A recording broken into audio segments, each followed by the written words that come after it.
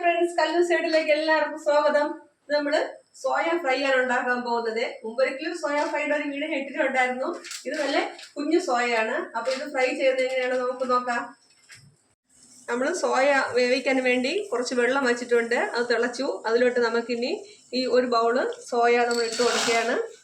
ഒരു അല്പസമയം ഒരു 2 സെക്കൻഡ് തിളച്ച വെള്ളത്തിൽ കിടക്കുമ്പോഴത്തേക്കും അരവേവായി വരും. ഇനി ആവശ്യത്തിന് കുറച്ച് ഉപ്പും കൂടി ചേർത്ത് കൊടുക്കാം. നമ്മൾ സോയാ ചാങ്കിന് വേണ്ടി കുറച്ച് തേങ്ങ നമ്മൾ പായസത്തിനൊക്കെ ഇടും പോലെ ചെറിയ രീതിക്ക് നീളത്തിൽ അരിഞ്ഞെടുത്തിട്ടുണ്ട്. 2 അല്ലി വെളുത്തുള്ളി അരിഞ്ഞെടുത്തിട്ടുണ്ട്. പെരുംജീരകം, പിന്നെ പട്ടകൾ ഇതെല്ലാം കൂടി ചേർത്ത് കുറച്ച് ഓയിൽ നമ്മൾ ചൂടാക്കാൻ വെച്ചിട്ടുണ്ട്. നമുക്കിതെല്ലാം കൂടി ഇനി ഈ ഓയിലോട്ടിട്ട് കൊടുക്കാം. ഓയിൽ ചൂടായി. ഇത് നല്ലപോലെ ഒന്ന് മൂപ്പിച്ചെടുക്കണം. തേങ്ങയൊക്കെ നല്ലപോലെ ഒന്ന് മൂത്ത് വരണം. മസാല എല്ലാം മൂത്ത് തേങ്ങയുടെ കളറൊക്കെ മാറി വന്നിട്ടുണ്ട്. നമുക്കിതിലോട്ടിനി നമ്മൾ അരിഞ്ഞു വെച്ചിരിക്കുന്ന സവാള ഇട്ട് കൊടുക്കാം. ഞാൻ 2 സവാളയാണ് എടുത്തത്. 2 സവാളയും നല്ല ബ്രൗൺ കളർ ആയിട്ടുണ്ട്. നമുക്കിനി അതിലോട്ട് ഒരു പച്ചമുളക് കീറി വെച്ചിരിക്കുന്നു. കുറച്ച് മല്ലിയില ഇതിൽ കൊണ്ടിട്ട് കൊടുക്കാം. ഒരു തണ്ട് കറിവേപ്പില കൂടി നമുക്ക് ഇതിൽ ചേർത്ത് കൊടുക്കാം. പച്ചമുളകൊക്കെ ഒന്ന് വാടി വന്നിട്ടുണ്ട്. ഞാൻ തീ ഒന്ന് കുറച്ച് വെച്ചിട്ട് നമുക്ക് കുറച്ച് മസാലപ്പൊടികൾ കൂടി ചേർത്ത് കൊടുക്കാം. ഒരു 1/4 ടീസ്പൂണോളം മല്ലിപ്പൊടി,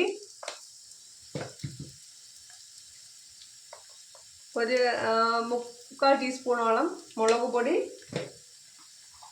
ഒരു 1/4 ടീസ്പൂൺ മഞ്ഞൾപ്പൊടി, കുരുമുളക് പൊടിയാണ് ആവശ്യം. പൊടിയില്ലാത്തതുകൊണ്ട് നമ്മൾ മുഴുവനാണ് ഉണ്ടായിരുന്നത്, അപ്പം ചതച്ച് വെച്ചിട്ടുണ്ട്. അതും കൂടി ഇട്ട് നല്ലപോലെ ഒന്ന് ഇളക്കിയെടുക്കുക.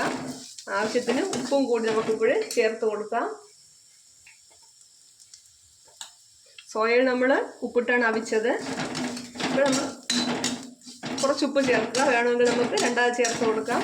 ഇനി ഇതിലോട്ട് നമുക്ക് 1/4 ഗ്ലാസ് അല്ലെങ്കിൽ 1/2 ഗ്ലാസ് വെള്ളവും കൂടി ചേർത്ത് കൊടുക്കാം. നല്ലപോലെ ഒന്ന് ഇളക്കണം. അങ്ങനെ ഇത് ഏതാണ്ട് വറ്റി വന്നിട്ടുണ്ട്. നമുക്ക് ഇതിലോട്ട് ഇനി നമ്മൾ ഉപ്പിട്ട് വേവിച്ച് വച്ചിരിക്കുന്ന സോയ ഇട്ട് കൊടുക്കാം. ഒരു തക്കാളി നമ്മൾ നീളത്തിന് കീറി വെച്ചിട്ടുണ്ട്. അതും ഇതിലോട്ട് ഇട്ട് കൊടുക്കാം. കുറച്ച് മസാലപ്പൊടി കൂടി ചേർത്ത് കൊടുക്കാം. നമുക്ക് നല്ലപോലെ ഒന്നിനി ഇളക്കി കൊടുക്കാം. മസാലയൊക്കെ ഒന്ന് പിടിച്ച് വരാൻ വേണ്ടി നമുക്ക് ഇത് മൂടി വെച്ച് 2 മിനിറ്റ് വേവിക്കാം. നമ്മളെ അടിപൊളി സോയ ഫ്രൈ റെഡി ആയിട്ടുണ്ട്. നമുക്ക് ചപ്പാത്തിയുടെ കൂടെയോ അപ്പത്തിൻ്റെ കൂടെയൊക്കെ അടിപൊളിയായിട്ട് കഴിക്കാവുന്നതാണ്. ഇനി എല്ലാവരും ഒന്ന് ടെസ്റ്റ് ചെയ്ത് നോക്കണം കേട്ടോ. നല്ല അടിപൊളി സോയ ഫ്രൈ ആണ്. നല്ല മണമൊക്കെ വരുന്നുണ്ട്. നല്ല ആവി പറക്കും. നല്ല മണമൊക്കെ വരുന്നുണ്ട്. എല്ലാവരും ഒന്ന് ടെസ്റ്റ് ചെയ്ത് നോക്കണം. നല്ല ടേസ്റ്റാണ്. അപ്പോൾ ഈ വീഡിയോ ഇഷ്ടമായെങ്കിൽ നിങ്ങൾ എല്ലാവരും ലൈക്ക് ചെയ്യുക, ഷെയർ ചെയ്യുക, സബ്സ്ക്രൈബ് ചെയ്യുക, സപ്പോർട്ട് ചെയ്യുക. Okay, thank you.